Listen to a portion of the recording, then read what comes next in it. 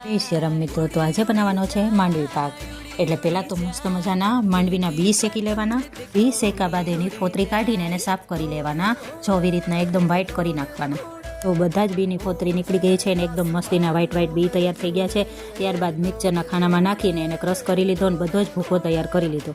ત્યારબાદ એક કડાઈમાં ગોળ કાઢી લીધો। ગેસ ચાલુ કરીને તેના ઉપર કડાઈ મૂકી દીધી ને એકદમ આકરી પાઈ લેવાની છે ગોળની।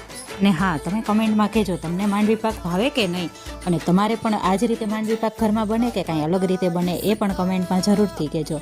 અને જો હવે ધીમે ધીમે ગોળની પાઈ તૈયાર થાય છે અને સેજ લાલ પણ થઈ ગયો છે।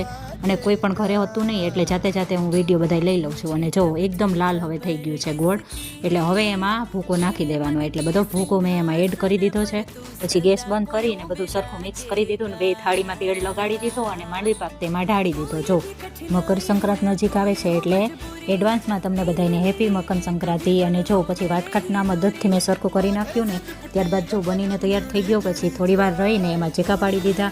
અને તમને આ વિડીયો પસંદ આવ્યો હોય તો લાઇક, શેર ને સબસ્ક્રાઈબ કરવાનું ભૂલતા નહીં।